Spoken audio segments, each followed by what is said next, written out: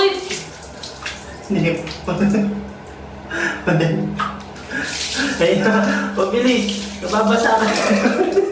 Papunta nga pala si Lotlot dito sa bahay. Nakalimutan ko kasi ngayong araw papaliguan si Virus. Yung pusa naming walang balahibo. Yari ako kay Lotlot. Ay teka lang. Bilang ina ng mga alaga naming pusa, nag-aalala lagi si Lotlot kung napakain o napaligo na sila. Talagang parang mga anak na namin sila kung paano ituring. Ayan, sinalubong agad ako ni Lotlot nang nakasimangot. Sobrang pag-aalala nga niya, nakalimutan niya na akong ikis. Okay lang, pwede ko namang gawing siopaw si Virus eh. Joke lang yon, baka ako yung isiopaw ni Lotlot. Inabutan nga niya yan si Virus na nakahiga pa. Simula nga nang dito na si Virus natutulog sa kwarto, lagi nang nakapatay yung aircon kasi bawal siya sa malamig. Sa mga hindi pa pala nakakaalam, ang Sphinx nga pala ay isa sa pinakamalalambing na pusa sa buong mundo. Kaso napunta naman siya sa among napakainitin ng ulo.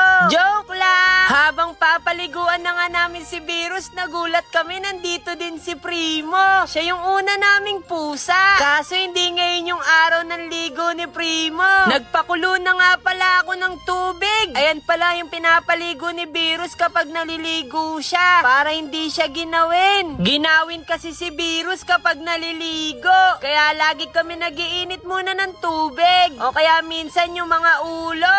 Ewan ko ba dito kay Lotlot? Kahit nagbubuhos ng mainit na tubig nakasimangot. Pero ang ganda mo pa rin talaga. Buti na lang ginawa ka ni Mama. Joke lang. Ibabalik ko na nga pala yung pinagkuluan ng tubig. Baka ipalo pa sa akin ni Lotlot. Minsan makulit din talaga si Virus pag pinapaliguan. Kaya ayan, nakalmot si Lotlot. Ganti na lang din yan. Joke lang. Mahal ko yan.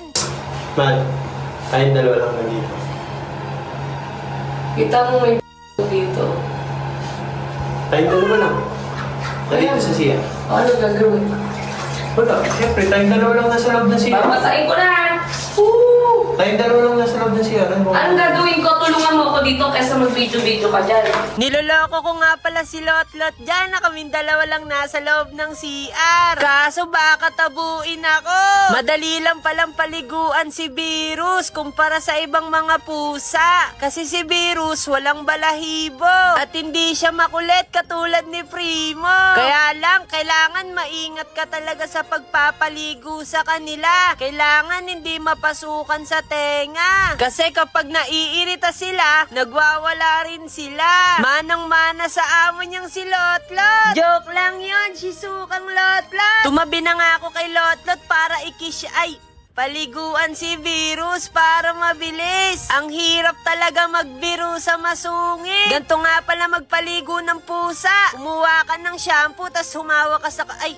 Hindi pala. Sabi nga ni Lotlot dito, gasan ko daw yung puwet ni Virus. Pero ayoko nga kasi nandidiri ako. Tapos ang sinabi niya, huhugasan mo o mag-aaway tayo. Mabilis naman akong kausap. Minsan nakakaloko rin yung tawa ni Lotlot. Buti na lang mahal kita. Babanlawan na nga namin si Virus kaso yumakap siya kay Lotlot. Kaya ang ginawa ko... Uy! Hindi. Madali. Ay, pabilis. Nababasa ka. Dali, upo na. Bilis na. Hinihilamusan nga lang pala namin si Virus sa muka kasi nakakatakot. Baka pasukan ng tubig sa tenga. At dahil nga makulit ako, inulit ko yung ginawa ko kay Lotlot kanina. Hindi kasi naliligo. Muna.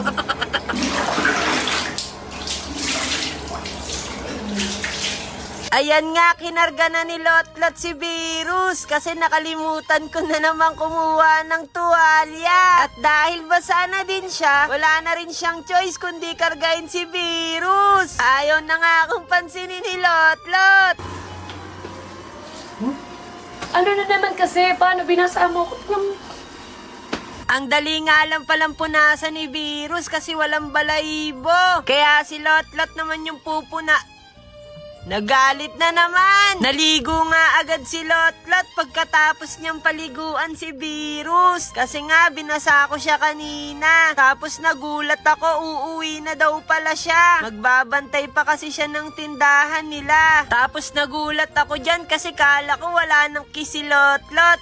Pero humabol pa siya ng kiss. Sabi ko nga akyat kami sa taas kaso sabi niya wag daw akong makulit. Hinayaan ko na lang si Lotlot. Susubukan ko ngang hindi maligo bukas. Baka sakaling bumalik si Lotlot, paliguan ako. Joke lang. Gusto ko